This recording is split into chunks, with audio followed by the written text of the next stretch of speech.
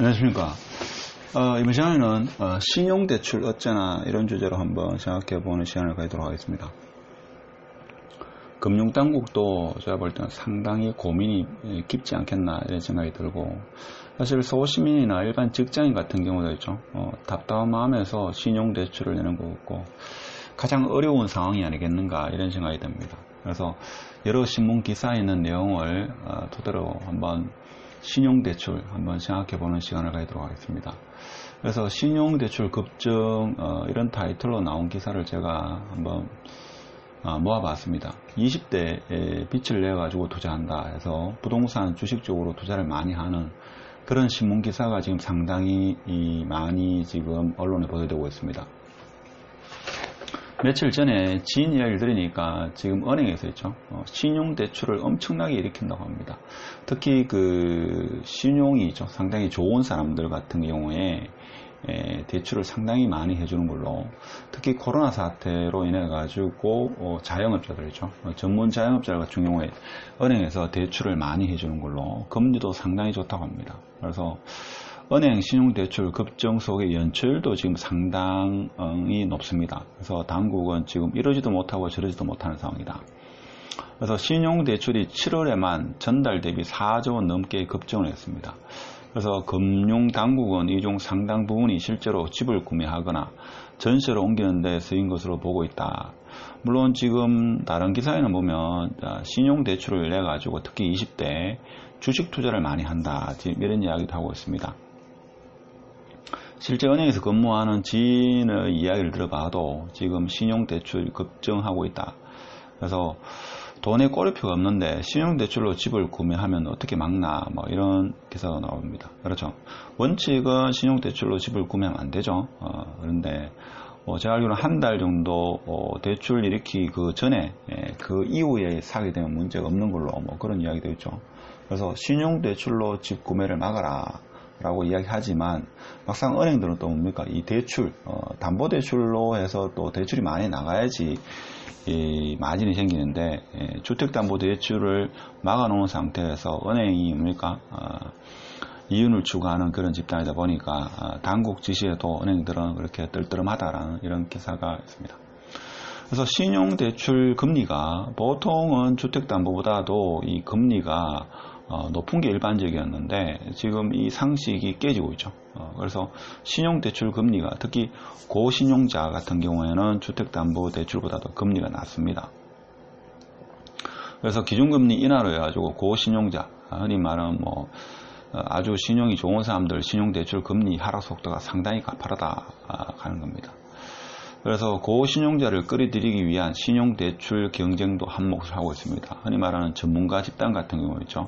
은행들이 경쟁적으로 대출을 많이 해준다 이거죠. 그래서 신용이 좋은 사람들 있죠. 은행 가면 대출을 많이 해줍니다. 금리도 주택담보대출보다 더 낮게 해서. 그렇지만 여전히 중하위 대출자, 즉 신용대출 금리는 여전히 높은 편이다. 뭐 이렇게 이해하고 계시면 될 겁니다. 그럼 구체적으로 지금 신용대출 금리가 어떻게 되느냐? 신용이 좋은 사람들이죠. 고신용자 같은 경우에는 주택담보대출보다도 신용대출이 더 낮아가지고 금리 역전 현상이 일어나고 있습니다. 주택담보대출 같은 경우는 국민신한하나, 우리농협 같은 경우에 가장 낮은 게 2.18%, 가장 높은 게 지금 뭐 3.95% 되지만 보통 한 2%대 초중반 이렇게 지금 대체적으로 알고 계시죠. 근데 신용대출 아주 금리가 신용이 높은 사람들 같은 경우죠. 심지어 1%대 후반에서 2% 초반대까지 대체적으로 금리를 이렇게 취할 수 있는 걸로 알고 있습니다. 그러니까 전문직 자영업자 같은 경우는 지금 최대한 돈을 땡겨두자. 코로나 사태 장기화로 인해 가지고 뭐 투자를 주식 투자를 하든 부동산 투자를 하든 아니면 자영업이죠. 을 유지하기 위해서 최대한 금리가 낮은 상황에서 금리를 당겨두자 해가지고 지금 신용대출이 엄청나게 증가하고 있다 하는 게 지금 뉴스 기사에서 나오고, 은행에 근무하는 지인을 통해서도 그런 이야기를 제가 최근에 불과 며칠 안 됐습니다. 이야기를 들어보니까 대출을 엄청나게 많이 일으킨다고 합니다. 그렇죠. 자, 이런 상황에서 지금 20대가 제가 볼 때는 상당히 좀 걱정이 많이 되는데, 그래서 월급 모아가 집을 못 사니까 주식 빚을 내 가지고 주식에 투자하는 20대가 특히 많다 하는 경제신문의 기사죠. 근데 지금같이 이제 금융기관이나 한국은행, 특히 미국의 패드 같은 경우에도 지금 실물 경기가 침체하기 때문에 돈을 금리를 지금 올릴 계획은 전혀 없죠. 그래서 돈을 계속 풀어야 됩니다. 그래서 이제 이러한 학습 효과 때문에 경기가 침체하더라도 상당 기간 동안 인플레이션이 어느 정도 일어나는 동안은 돈은 무제한적으로 찍어낼 거다. 자, 이렇게 되니까 자산의 인플레이션이 일어날 거다. 해서 이제 이런 어떤 그 경제의 흐름에 대해서 이 맥을 짚고 있는 일부 사람들, 뭐 그게 다 맞을 수는 없겠지만 그런 사람들이 이제 뭔가 빚을 내서 주식, 부동산에 투자한다 이거죠. 그래서 경제난에 대박 쫓는 젊은 층, 코로나 여파로 국내 정시가 출렁이는 있는 상황에서 수익을 내보자라는 거. 특히 20대 직장인 대출 받아가지고 추가 매입을 상당히 많이 합니다. 그래서 신용공여 잔액이 3년 새에 132% 급증했다는 이런 기사도 있습니다. 자, 오늘 결론을 맺어보면, 뭐 제가 결론을 맺는 게 아니고, 이 신문 기사의 금융위원장의 인터뷰를 통해 가지고 우리가 지금 현재의 상황을 한번 냉정하게 한번 생각해 보도록 하겠습니다. 그래서 신용대출 어쩌나 지금 이러지도 못하고 저러지도 못한다 이거죠. 특히 지금 2단계 거리두기를 했는데 지금 여러 전문가들은 지금 당장에 3단계 거리두기를 해야 된다 이런 주장을 하고 있죠. 그래서 이번 주가 고비다. 질병관리본부는 일주일 정도 시간을 지켜보고 나서 3단계를 할지를 결정하겠다. 지금 이런 상황입니다. 그래서 금융당국은 코로나 재확산에 신용대출 규제 강화 신중 모드를 하겠다. 지금 초창기에는 한 21일만 하더라도 신용대출을 규제하겠다라고 했는데 그렇게 되면 지금 코로나 거리두기 2단계를 시행하는 이 상황에서 지금 경제가 상당히 어려워지면 신용대출을 회수하거나 대출을 강화하면 자영업자나 이런 사람들이 상당히 더 큰 타격을 받게 된다 그죠. 그래서 경제가 급격히 위축되기 때문에 지금 은성수 금융위원장은 최근 금융협회장들과의 간담회를 마친 뒤에 이렇게 이야기하고 있습니다.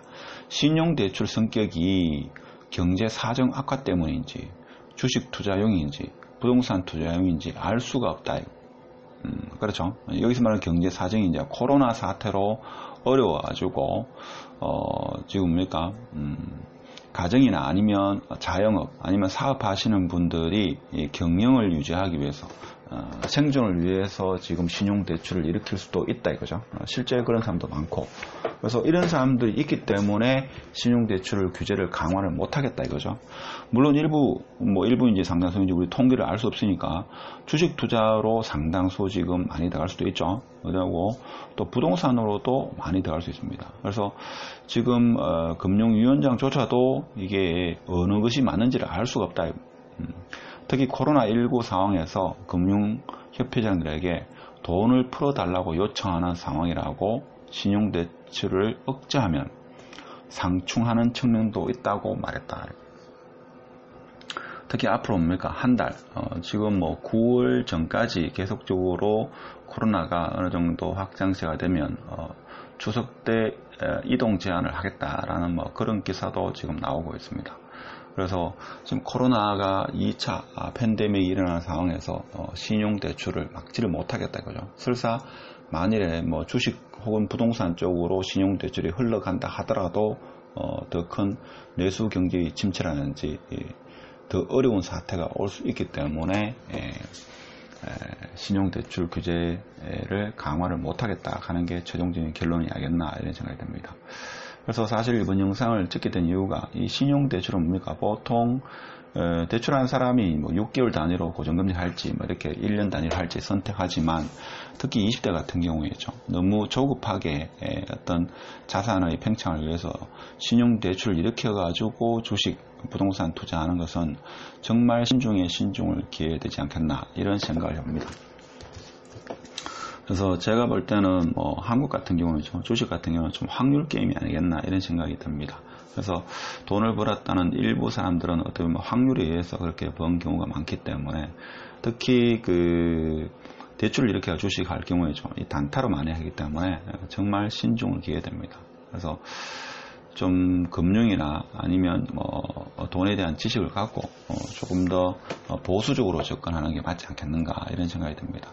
특히 신문기사 20대에 빛을 내어가지고 주식 투자를 많이 한다고 해가지고 좀 우려되는 상황에서 오늘 영상을 한번 찍어봤습니다.